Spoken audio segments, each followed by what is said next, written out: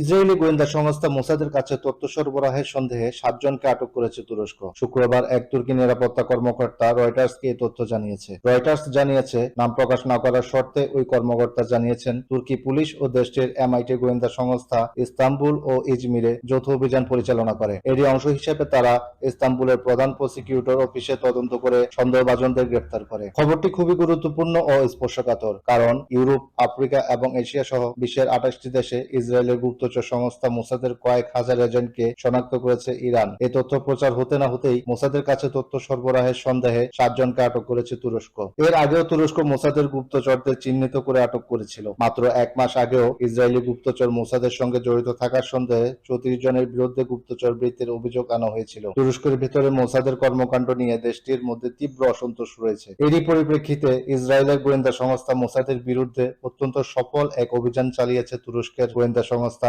MIT. প্রায় 1 মাসের অভিযানের পর তুরস্কে থাকা 56 জন মোসাদ এজেন্টকে শনাক্ত করেছে এমআইটি। এর মধ্যে 7 জনকে গ্রেপ্তার করা হয়েছে, যাদের কেউই তুরস্কের নাগরিক নন। মিডিয়ায় খবরটি খুব বেশি গুরুত্ব না পেলেও তুরস্কের রাজনীতির জন্য এটা অত্যন্ত গুরুত্বপূর্ণ, কেননা মোসাদের এই এজেন্টরা তুরস্কের সরকার পতন থেকে শুরু করে তুরস্কের মধ্যে গৃহযুদ্ধ বাঁধানোর পরিস্থিতিও তৈরি করতে পারে। এখানে আরো একটি গুরুত্বপূর্ণ বিষয় হচ্ছে, এমআইটির নতুন প্রধান ইব্রাহিম কালিন দায়িত্ব নেওয়ার অল্প সময়ের মধ্যেই এত বড় সাফল্য পেলেন। অর্থাৎ ইব্রাহিম কালিনও যে হাকান ফিদানের মতো বা তার থেকেও বেশি দুর্ধর্ষ হবেন, এটারই ইঙ্গিত দিলেন তিনি। ধন্যবাদ।